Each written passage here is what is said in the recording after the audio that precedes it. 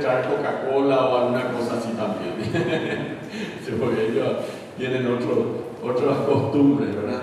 Pero la iglesia es perseguida y va a seguir siendo perseguida. No es que lo hacen, te persiguen y de otras maneras te persiguen. La gente se burla y dice que lo que haces realmente no vale la pena. Pero aún así, Dios es bueno con nosotros. Vamos a abrir nuestra Biblia en Apocalipsis capítulo 12.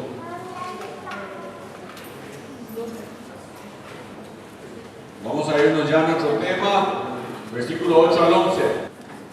Y escribe el ángel,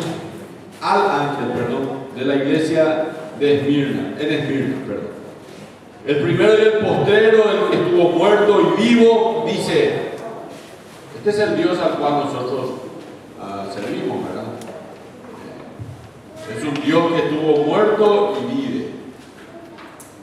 ¿Qué Dios? Imagínense en la época en la cual Jesucristo vive, muere y resucita. Imagínense que los dioses de moda eran Zeus, eran los dioses poderosos, y entonces nadie creía que Dios podría morir. Es más, estos dioses mataban, hacían que se les sacrifique personas incluso. Así que esto de que Él diga es totalmente contra cultura. Decir que un Dios viene y muere, que nos ama, era contra cultura. Normalmente los dioses griegos no pensaban así. Yo conozco tus obras y tu tribulación y tu pobreza, pero tú eres rico. Ayer estuvimos hablando de este tema. Y la blasfemia de los que dicen ser judíos y no lo son, sino sinagoga de Satanás. Todavía no hablamos un poco de este tema. No temas en nada lo que vas a padecer. Aquí viene el aliento de Dios. No vayas a tener miedo de lo que vas a padecer. No temas en nada. Y aquí el diablo echará a alguno de vosotros en la cárcel para que seáis probados y tendréis tribulación por 10 días. Sé fiel hasta la muerte y yo te daré la corona de vida. El que tiene oído, yo creo que todos tienen acá, oiga lo que el Espíritu dice a las iglesias. El que venciere no sufrirá daño de la segunda muerte. Y hoy vamos a seguir. Estuvimos hablando acerca de que la iglesia de Esmirna tenía 4 motivos para ser elogiado. Vimos 2 de ellos. La primera cosa dijimos: sé que estás soportando tribulación, estás siendo quebrantado, estás bajo mucha presión. Yo sé eso. Y si hay alguno acá o alguna que dice: yo estoy bajo esa presión, realmente. La presión de Esmirna era el odio que soportaban porque la gente, los judíos le rechazaban. Había un culto a César y entonces ellos querían que vos le des culto a César. Miren, ya el Señor Jesucristo lo dijo. Se acercó una vez a una mujer samaritana al Señor Jesucristo y Él le dijo: generalmente los samaritanos y los judíos no hablaban. Entonces le dijo: la hora viene y ahora es cuando los verdaderos adoradores adorarán al Padre en espíritu y en verdad. Por eso nosotros no necesitamos imágenes. Dios es espíritu, dice la Biblia, y los que le adoran en espíritu y en verdad es necesario que la adoren. Miren, por eso no necesitamos un templo. Nosotros podemos adorar al aire libre. De hecho, la iglesia primitiva en sus primeros 300 años no tenía iglesias, sino que se reunían en las casas. Y el modelo bíblico de reuniones en las casas, en tu casa, ahí la gente invita, y bueno, ese era el modelo bíblico, el modelo más bíblico. esto de usar templos y todo eso está muy bien, es muy útil, pero el modelo bíblico era ese. Entonces, Esmirna tenía una gran presión, ya hablamos acerca de eso. En segundo lugar, decíamos que Jesús les asegura, sé que está sufriendo una profunda pobreza. Conozco tu tribulación, sé que estás sufriendo una profunda pobreza, pero sos rico. ¿Y se acuerdan del cheque de $1 millón? No se olvidaron.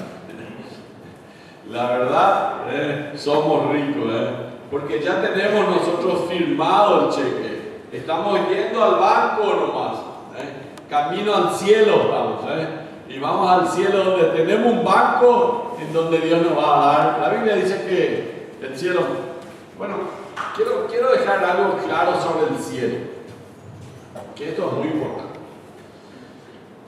Primero que nada, sí, es cierto que va a haber calles de oro, porque eso dice la Biblia. Es cierto de que las puertas de las mansiones celestiales, porque la Biblia habla de mansiones celestiales, ahí en Juan capítulo 14, en la casa de mi Padre muchas moradas hay, y en realidad la traducción más correcta es que son mansiones celestiales. Dice que esas mansiones van a tener puertas de perlas. Bueno, ¿qué tan grandes tienen que ser las perlas? No tengo idea, pero deben ser algo tremendo. Todas esas cosas van a haber en el cielo. Ahora, te voy a decir una cosita. El cielo no sería nada, no valdría nada. Y yo no querría estar allí si no fuera porque en ese lugar va a estar Cristo. Y le voy a decir por qué. Vos podés tener muchísimo dinero. Y cuando estás por morir, yo te puedo asegurar que lo que más vas a desear es la presencia de aquellas personas que vos le amás y que ellos te aman a vos. Nadie de ustedes va a decir cuando está por morir, señores, mi billetera por favor, nadie me lo toca. El oro ese que tengo guardadito, viste que tengo una joyita donde guardé mi anillito de oro, todas esas cositas, por favor me ponen ahí en mi ataúd, y que nadie me lo toque. Nadie va a decir eso. O por ejemplo, viste que tengo un título universitario o un título de acciones de algunas empresas, alguna cosa así. Por favor me ponen todo eso también en el ataúd. Nadie va a decir eso. Cuando estás por morir vas a pedir, está fulana o fulano, mi hermana, mi hermano, mis padres, mis hijos, mis nietos. Vos vas a querer la gente que vos amás y la gente que te ama. Y en el cielo es cierto que va a haber calle de oro. Es cierto que va a haber una mansión celestial. Y es cierto que va a haber también, porque si dice la Biblia es porque es cierto, ¿verdad? Va a haber también, las puertas van a ser de perlas. Pero no va a valer nada sin la presencia de Cristo. Si vos te querés ir al cielo, porque va a haber calle de oro, porque no sé qué querés hacer con la calle de oro, a lo mejor va a decir voy a vender o qué después el oro, no sé qué es lo que va a hacer. Si todo va a ser calle de oro, ¿a quién le va a vender? ¿Verdad? Todo el mundo va a tener eso. Y no es por Cristo que te vas al cielo. Yo no quiero pasar el infierno, porque en realidad no quiero pasar con toda esa gente que no acepta a Jesús, y menos todavía con el demonio, y menos con el diablo, menos con Satanás. Por eso no quiero ir al infierno, porque quiero estar con Cristo, porque sé que Él me ama, porque sé que Él murió por mí, porque sé que Él era capaz y fue capaz de entregar su vida por mí. Por eso quiero ir al cielo, porque ahí está la persona que más me amó. La Biblia dice, mas Dios muestra su amor para con nosotros, en que siendo aún pecadores, Cristo murió por nosotros. Por eso yo me quiero ir al cielo, no por la calle de oro. Esas cosas no me importan. Yo me iría a donde Cristo me diga que Él va a estar. Ahí es donde yo quiero ir. Y bueno, está bien que el cielo va a ser lindo, pero en realidad el cielo sin Cristo sería muy triste. Hay muchos millonarios que no tienen nadie a su alrededor. Y pueden tener mucho dinero, pero no tienen nada. Sin embargo, otros que son pobres tienen a las personas que le aman a su alrededor. Pero eso sí vale mucho más. Así que el segundo punto, yo quiero dejarles muy claro, es que si quieren ir al cielo, no vayan por las calles de oro, vayan por el Salvador, vayan por aquel que murió por vos y resucitó al tercer día, y que Él con los brazos abiertos está esperándote ya allá en el cielo. Así que por eso yo voy al cielo, no voy por la calle de oro. Estuvo bien lo de la calle de oro, pero no es lo que me seduce. En tercer lugar, y ahí empezamos un poco el tema de hoy, también el Señor Jesucristo le dice a Esmirna, a la iglesia de Esmirna, y te dice hoy a vos: sé que estás sufriendo una provocación injusta. Miren lo que dice el capítulo 2, versículo 9. Yo conozco tus obras, yo conozco tu tribulación y tu pobreza, pero tú eres rico, y la blasfemia de los que dicen ser judíos. La blasfemia, yo lo sé, dice el Señor.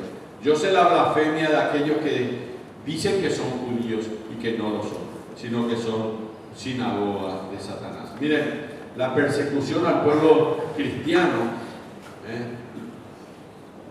la campaña de desprestigio, también es hoy. Aquí en realidad los judíos hacían una campaña de desprestigio para que la gente niegue a Cristo. Y lo mismo sucede hoy día.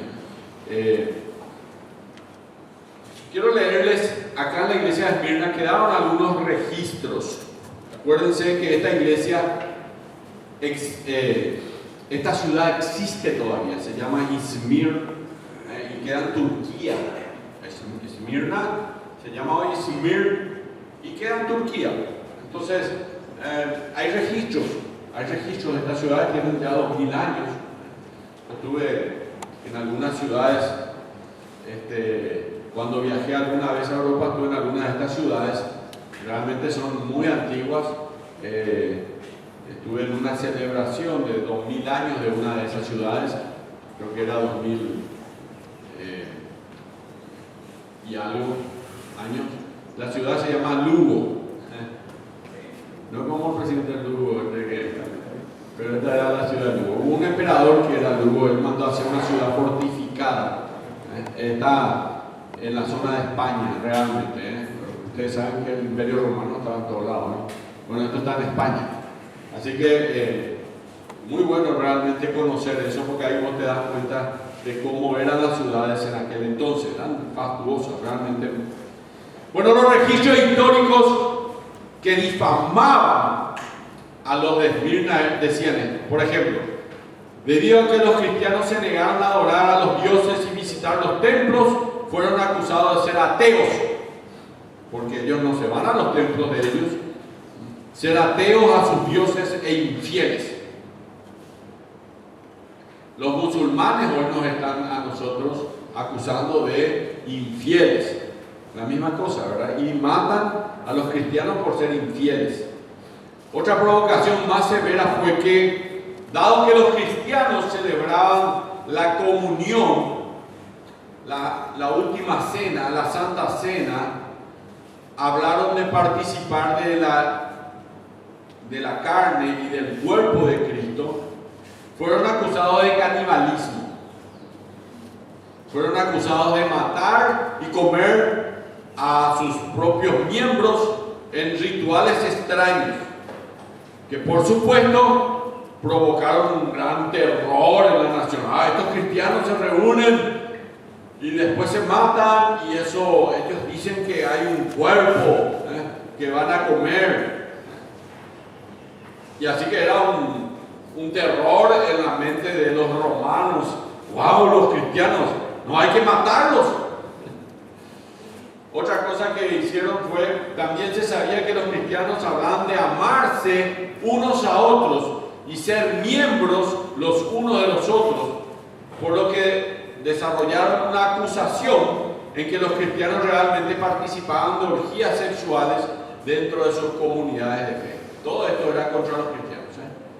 Todo tipo de calumnia permitió finalmente la persecución contra el cristianismo. Finalmente, el Señor les informa a los creyentes, nuestro cuarto punto de hoy. Jesús les dice: sé que algunos de ustedes enfrentarán un futuro en prisión. Eso es lo que le dice. Apocalipsis capítulo 2, versículo 10, dice así: no temas en nada lo que vas a padecer. He aquí el diablo echará a alguno de vosotros en la cárcel. Muy fácil. Para que seáis probados y tendréis tribulación por 10 días. Sé fiel hasta la muerte, yo te daré la corona de la vida. Miren, cada vez que me retumba el oído, cada vez que yo escucho esto, sé fiel hasta la muerte. Porque siempre me pregunto, ¿qué se necesita para dejar de ser fiel? ¿Qué se necesita? Deberías decirme nada. Deberías decirme nada. Pero la verdad que la iglesia no me responde nunca a eso. La gente se enoja con fulaniza o con fulanito y ya es suficiente. Miren, si alguien te causa una injusticia dentro de la iglesia, en serio, porque ocurre, somos seres humanos y somos imperfectos en la iglesia. Si hay uno que se cree perfecto, entonces definitivamente debería buscar otra iglesia, porque como acá todos somos imperfectos, vos te vamos a contagiar nuestra imperfección.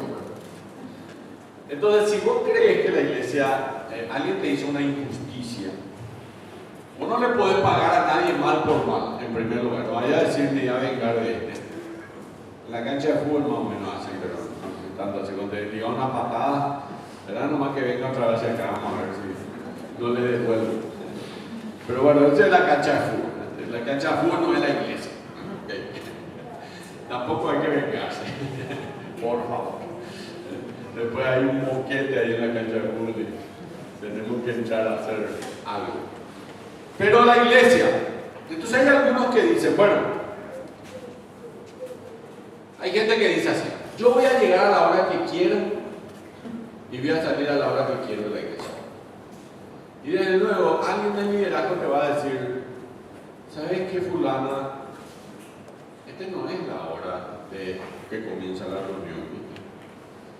O, por ejemplo, va a decir alguien: yo voy a hacer esto que está acá, con esto voy a hacer lo que yo quiero. ¿Vos sabés que eso es algo que usamos para tal cosa? No vaya a hacer eso, por favor. Bueno. Entonces, resulta ser que hay algún orden dentro de la iglesia y Dios está poniendo a personas que lideran para eso. El pastor es un ser humano más que como ustedes, es un hermano como ustedes. Pero Dios lo pone en una posición para que dirija. ¿Okay? Y nada más lo capacita para que haga eso.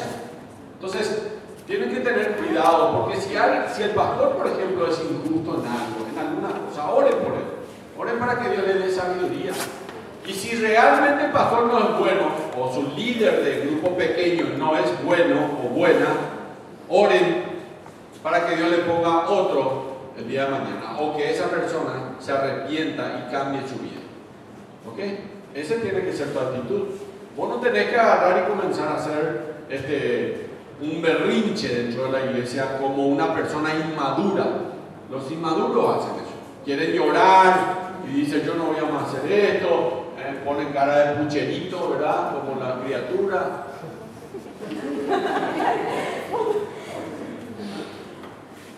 La verdad, sinceramente, es un libro que habla acerca de la inmadurez. En la iglesia, cuando vos nacés de nuevo, ¿cuántos años tenés? Cero. Entonces resulta ser que hay un montón de gente que hoy tiene 1 año, 2 años, 3 años, y desde luego estamos llenos de niños. infantilismo en la iglesia. Es un libro que habla del infantilismo en la iglesia. Es tremendo el infantilismo en la iglesia.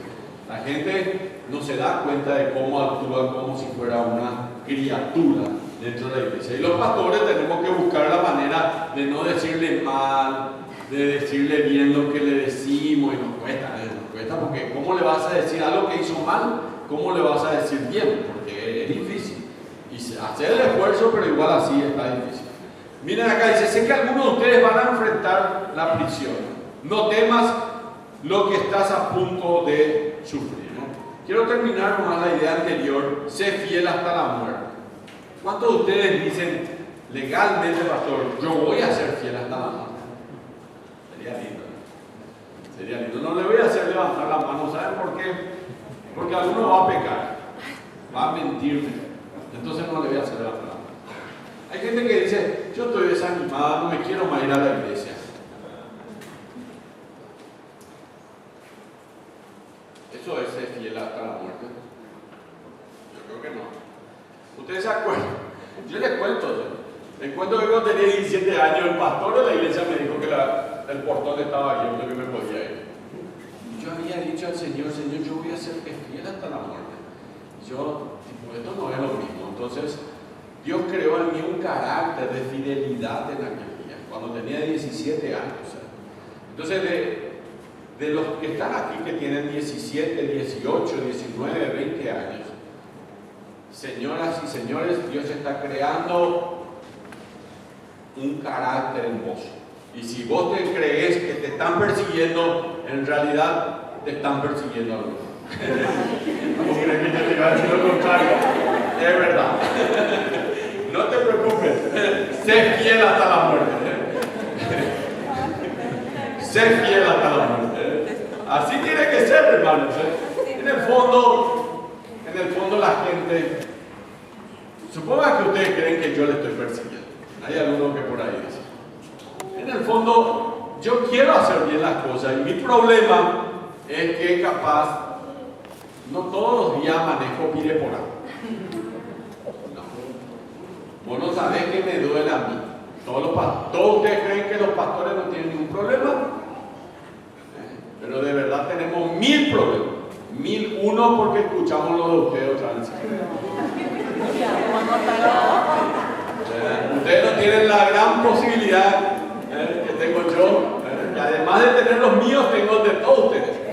Porque todos dicen, pastor, puedo hablar un ratito contigo, y yo así digo, sin ningún problema, y ya sé que hay algo que carga tu corazón y que, entre paréntesis, como hombres, todos los hombres tenemos esa tendencia, la tendencia de tratar de resolver el problema, ¿verdad? La tendencia, ¿verdad?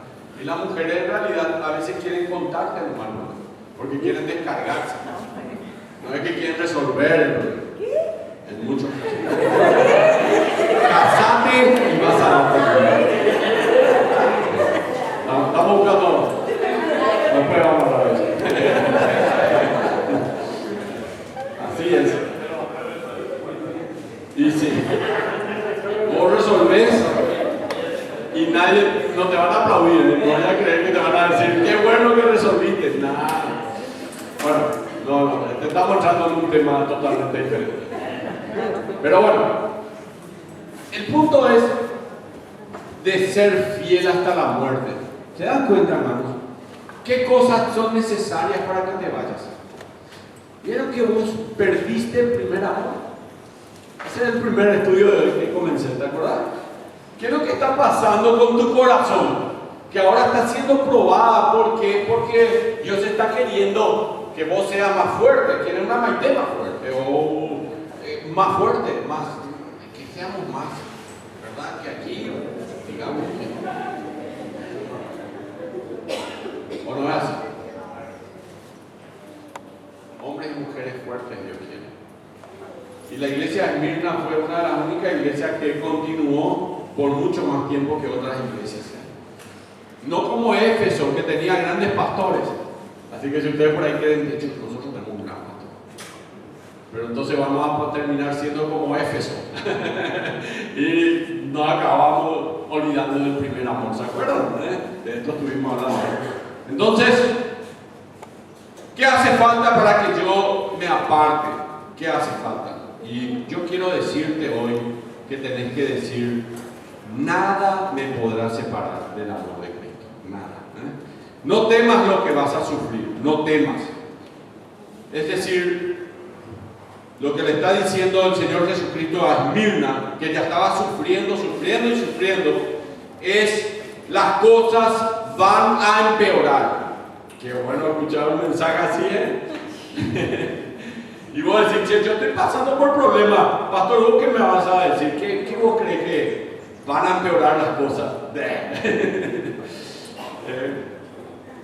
Le dice el Señor Jesucristo: van a ser separados de sus familias, algunos de ustedes de sus esposas y de sus esposos, de sus padres, de sus hijos, van a ser encarcelados, y su familia ya empobrecida va a tener que terminar sobreviviendo sin ustedes.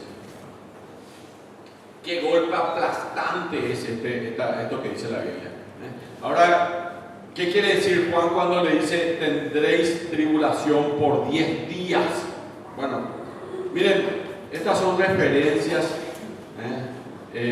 y lo que se cree, de qué se está hablando allí, es que hubo 10 edictos, 10 resoluciones de persecución contra los cristianos para que sean entregados por 10, que fueron 10 emperadores romanos. El primero que hizo un edicto de persecución fue Nerón, en el año 54 después de Cristo, y a esto le sucedieron hasta el último Diocleciano en el año 280 después de Cristo. Estos fueron 10 edictos que aplastaban a la iglesia y que trajeron sufrimiento y dificultades impresionantes, incalculables a todos los creyentes. Detrás de todos estos edictos, detrás de Nerón, ¿quién estaba? Estaba Satanás, estaba el diablo. Imagínense que murió Nerón, se quitó la vida. 15 días antes mandó matar al apóstol Pablo. ¿Para qué? Antes que te mueras, le dijo Satanás: ¿sabes qué? Hay un tipo allá en tu cárcel, mátalo. Y ese era el apóstol Pablo. La Biblia dice en 2 Corintios capítulo 4, versículo 4: el Dios de este mundo, ¿qué hace el Dios de este mundo? Ha cegado la mente de los incrédulos para que no vean la luz del Evangelio de la gloria de Cristo, que es la imagen de Dios. Miren, no podés creer. ¿Por qué no crees? ¿Por qué no crees en Jesús? ¿Por qué no crees en el Salvador? ¿Por qué no crees en aquel que murió y resucitó? Porque el Dios de este siglo ha cegado el entendimiento de los incrédulos para que no les resplandezca la luz del Evangelio del Señor Jesucristo, que es la imagen de Dios.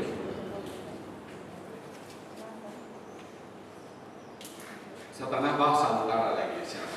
Normalmente lo va a hacer.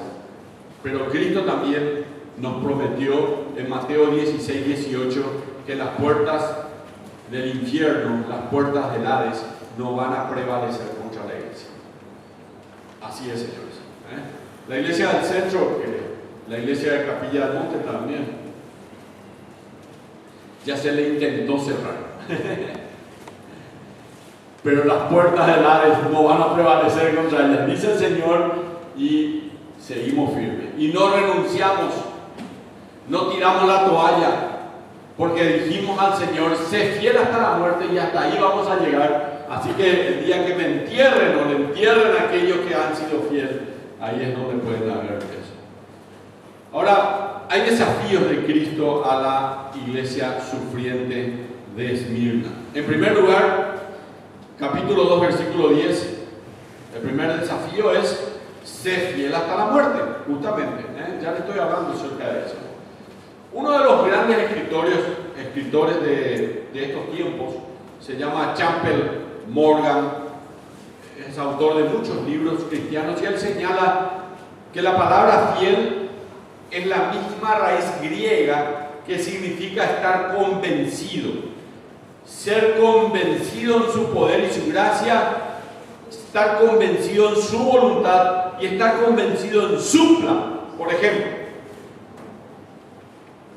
los músicos que están aquí Alguna vez me dijeron que querían tener una gran banda de música para alabar al Señor con todo el corazón de la iglesia. Cuando crezca y sea grande, entonces tenga un gran grupo de alabanza. Pero hay problemas ahí adentro, ¿no? Sí. Y algunos renunciaron. Y yo también ya quiero renunciar, dicen otros. Entonces, ¿dónde está la fidelidad? ¿Dónde está ese fiel hasta la muerte? Cuando alguien viene y me trae su renuncia, yo, hermano, hasta aquí nomás, no comparto con esto, con fulana o con fulano. Entonces, ¿dónde está la fidelidad? Ser fiel hasta la muerte, dice la Biblia. Cuando Dios te da un ministerio, vos tenés que ser fiel hasta la muerte. Esa es la verdad. Vos tenés que hacer lo que tenés que hacer, a pesar de que te duela lo que estás haciendo. Igual tenés que seguir haciendo, porque Dios te dio, y no depende de una persona, no depende del pastor. Vos recibiste el ministerio, no porque el pastor te dio, sino porque Dios te dio un ministerio. ¿Entienden? Entonces, cuando a mí me dijeron, cuando hubo la división de la iglesia, alguien se me acercó así y me dijo, vos no querrías renunciar. ¿Y por qué lo haría? Y no para tratar de calmar los ánimos, pero yo por calmar los ánimos voy a serle infiel al Señor, no voy a hacerle esto. O sea, yo luego ya no le soy infiel al Señor, justamente por eso está el problema de este tema del ánimo, ¿verdad? Bueno, sé fiel hasta la muerte, no importa qué te digan, sé fiel hasta la muerte. Eso es lo que dice la palabra de Dios. En otras palabras, manténganse convencidos incluso hasta antes de la muerte. ¿De qué vale seguir a Cristo si es que yo no le voy a ser fiel? Vale la pena seguir a Jesús y además síganlo fielmente. Le voy a contar algunas cosas que yo recibo, capaz muchos de ustedes ya no conocen, pero por ejemplo hay un ministerio que lo recibo desde el año 1982 más o menos. Algunos aquí dicen, yo ni nací todavía cuando ya recibí eso. Sí, así es. Hay una revista que se llama La Voz de los Mártires. Y en una de esas he recibido uno que comunicaba un incidente de la fe de los niños en el interior de China comunista. Dice que funcionarios de la policía china irrumpieron en una reunión que no era una reunión oficial de la iglesia, sino que era una reunión estaban allí, había muchos niños allí. Donde 30 niños estaban teniendo una pequeña escuela dominical. Acá las maestras de niños que están por ahí agarraron a todos los niños, les metieron a todos en una camioneta y lo llevaron a la policía, a la estación de la policía. Todos sus padres y todos los maestros corrieron tras ellos, y aunque fue muy aterrador, dice el informe de La Voz de los Mártires, fue muy aterrador para los niños. Uno de ellos, mientras le llevaban en las camionetas, comenzó a cantar. Pronto la camioneta se llenó con canciones sobre Jesús. Al llegar a la estación de la policía, los niños entraron valientemente a la sala de interrogatorio, porque estaban cantando hacía un ratito. Todavía ellos seguían cantando. Los oficiales chinos intentaron obligar a los niños a escribir "No creo en Jesús", diciéndole que tenían que escribirlo 100 veces antes que le permitan irse de vuelta a su casa. Si vos escribís 100 veces esto, te vamos a dejar ir. Son niños chiquitos, no tenían ni 10 años. Los oficiales estaban muy enojados realmente. ¿Qué hicieron los niños? Los niños escribieron: creo en Jesús hoy, creeré en Jesús mañana y creeré en Jesús para siempre. Les leo de vuelta. Creo en Jesús hoy, creeré en Jesús mañana y creeré en Jesús para siempre. Los oficiales se pusieron rojos de rabia y de la fe de estos niños.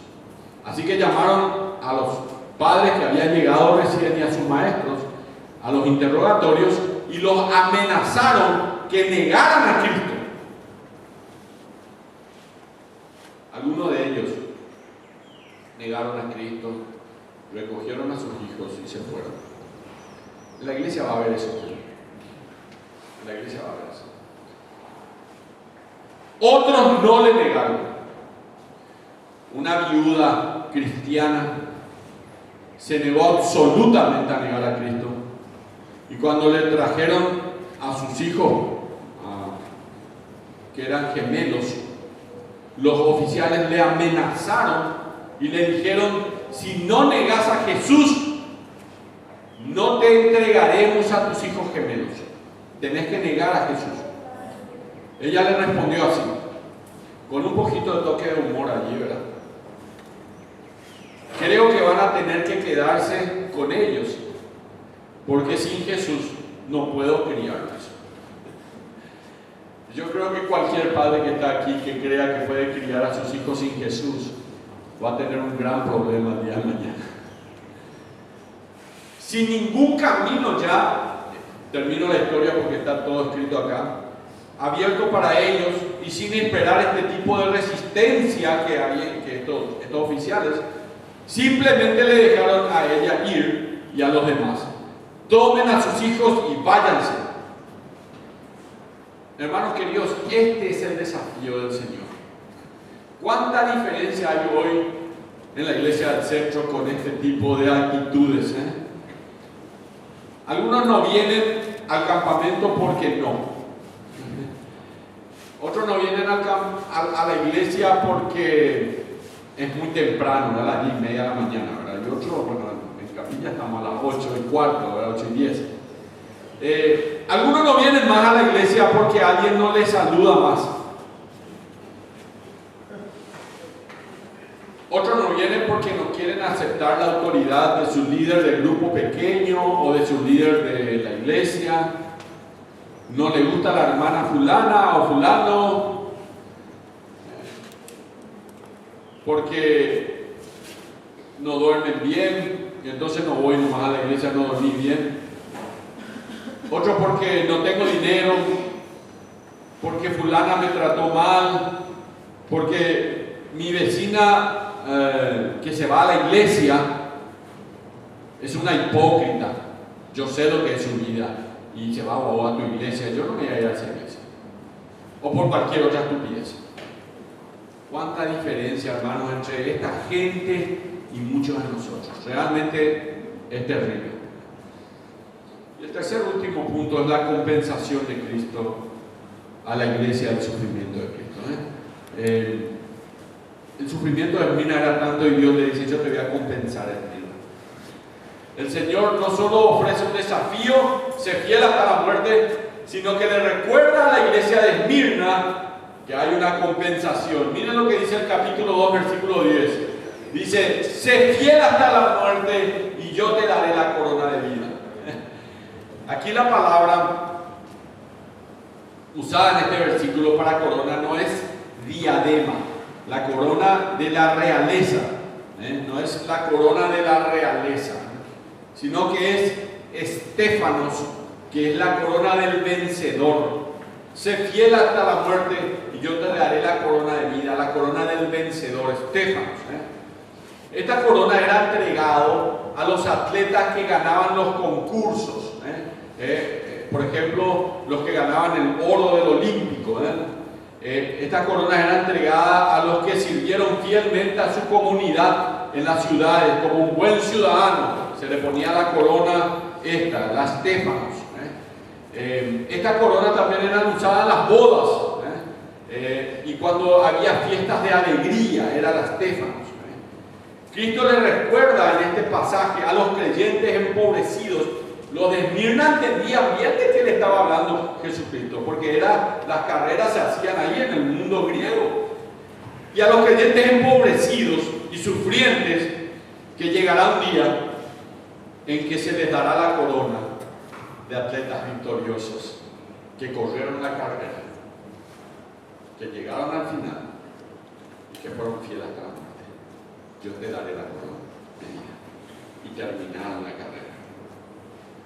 ¿Cuántos quieren recibir? Vamos a levantar la mano. ¿Cuántos quieren recibir esta corona? ¿Cuántos le van a decir, yo soy fiel hasta la muerte?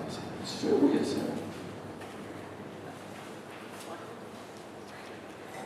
Cristo quiere darte esta corona. Es una corona muy especial. Quiere darte a vos.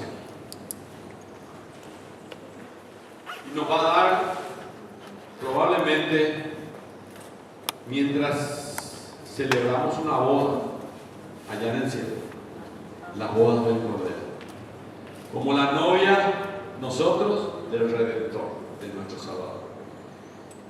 Cristo también le va a dar a ellos esta corona y a nosotros la corona de que fuimos buenos ciudadanos, promoviendo la ciudad eterna del cielo, diciendo a la gente, hay un lugar todavía en el cielo para vos.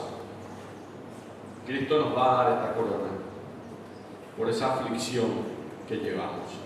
Segunda Corintios capítulo 4 versículo 17, parafraseo rápidamente, dice, nuestra aflicción es ligera en comparación al peso eterno de gloria que está allá en los cielos preparados en comparación a eso. Esta es la compensación del Señor. Pero hay una confianza de Cristo en esta iglesia sufriente. Miren lo que dice el versículo 11. Con esto, el último versículo de esta iglesia. El que tiene oído, oiga lo que el Espíritu dice a las iglesias. El que venciere no sufrirá daño en la segunda muerte. El que venciere, el que venza, no va a ser herido, no va a sufrir daño de la segunda muerte. El que venza va a escapar de la condenación eterna del lago de fuego. El que venza. ¿Cómo escapamos de esta segunda muerte? ¿Cómo hacemos? Por la fe en el Señor Jesucristo. ¿Qué tenemos que hacer? Tengo que nacer de nuevo, no de carne sino del Espíritu, como dice Juan capítulo 3 versículo 3. Ya decía esto al inicio, si yo nazco físicamente y nazco espiritualmente, voy a morir una sola vez. Pero si nazco físicamente y no nazco espiritualmente, voy a morir un día y además voy a tener la muerte eterna. La muerte eternamente. En otras palabras, ya había dicho, si has nacido dos veces, morirás una sola vez, y si has nacido una sola vez, vas a morir dos veces. Apocalipsis capítulo 2 versículo 8 lo dice. Versículo 10 dice así: el que escribe el ángel de la iglesia en Esmirna, el primero del postrero, el que estuvo muerto y vivo. Por eso yo sé que voy a vivir, porque Él vive. Entonces yo por eso sé que hay una segunda vida. Y termino con una historia. La historia de un hombre que fue líder. Les conté que el apóstol Juan fue pastor en esta iglesia también. Así como lo fundó el apóstol Pablo, lo continuó Timoteo, y luego vino el apóstol Juan y también fue parte, hay historias de que Juan era el apóstol. Uno de los discípulos del apóstol Juan en la iglesia de Esmirna, que después fue convertido en el líder de la iglesia cuando el apóstol Juan muere, fue Policarpo. ¿Escucharon hablar de él alguna vez? Yo ya habré contado alguna historia de Policarpo. Fue el líder de la iglesia de Esmirna, 55 años fue líder, ¿no? Después que Juan escribiera esta carta. Policarpo era alumno y discípulo de Juan el apóstol. Una vez había una gran fiesta romana en Esmirna y la fiebre de la gloria de Roma fue muy grande. Nosotros somos Roma la grande, impresionante, su gloria impresionante.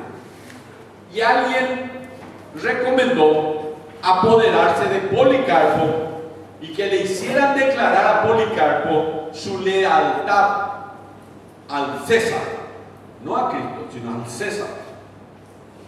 Así que le trajeron a la arena y le dijeron que confesara a César como Señor o que muera. Los líderes judíos lideraron la mafia difamando el nombre de Policarpo. Ellos gritaban: este es el maestro, eran los judíos, ni siquiera eran los romanos. Este es el maestro de Asia, el padre de los cristianos, el destructor de los dioses, que enseña a muchos a no ofrecer sacrificios ni adorar. A Policarpo se le dio la última opción: o adorás a César o morís quemado. Tenemos escrito la respuesta inmortal registrada y que fue protegida a lo largo de los siglos, esta respuesta de Policarpo, que traducida dice así: Policarpo, frente a la multitud silenciosa, dijo esto. Ya muy viejito, dijo así: 86 años he servido a Cristo y Él nunca me ha hecho mal. ¿Cómo puedo blasfemar a mi Rey y Salvador? No temo al fuego que arde durante una hora. No temo al fuego que arde durante una hora y luego se apaga. Después le miró a sus verdugos y le dijo así: ¿por qué te demoras? Ven, haz tu voluntad. En cuestión de minutos nada más, fue quemado hasta la muerte. Entre paréntesis, no moría, ya le clavó una daga en el corazón. Y estas palabras, porque estaban muy exaltados realmente, y estas palabras de Cristo se hicieron realidad al instante nada más en Policarpo. Yo te daré, sé fiel hasta la muerte, y te daré la corona de vida. Las pruebas en esta vida, hermanos, parecen tan pequeñas cuando vemos la carrera de tan valiente hombre de Dios. Que podamos ver a Cristo detrás de él, que realmente esto sea así. Vamos a orar al Señor. Sé fiel hasta la muerte y yo te daré la corona de vida. He visto manos que han sido levantadas, pero alguien te puede convencer. Puede ser un familiar o vos mismo, tu conciencia te puede convencer de abandonar la fe. Capaz mudarte a otra iglesia porque no satisface tus deseos.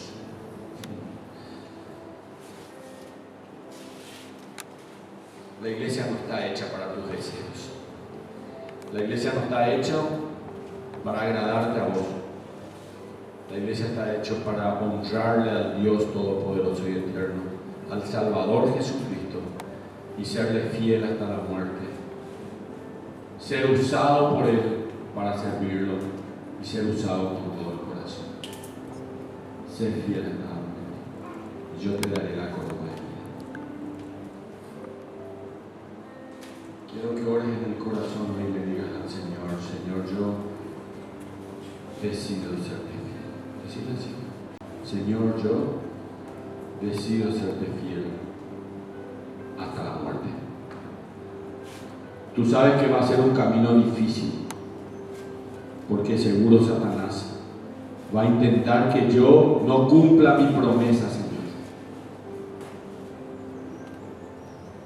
Sé que van a tratar en este mundo de desviarme del camino, Señor.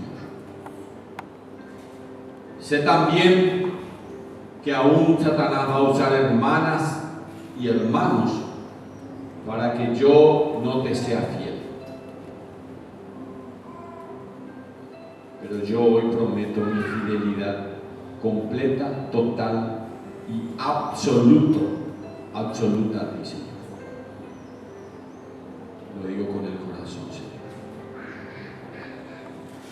Quisiera en mi corazón, lo anhelo ardientemente,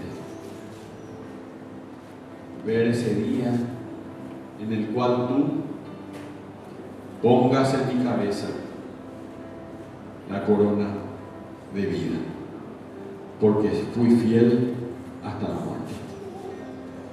Que este sea, Señor, en los momentos de prueba, de dificultad, de persecución, mi recuerdo de que un día te veré y ese día vas a poner una corona de vida sobre mi cabeza. Te amo, Señor, intensamente. Te amo, Señor, con todo el corazón.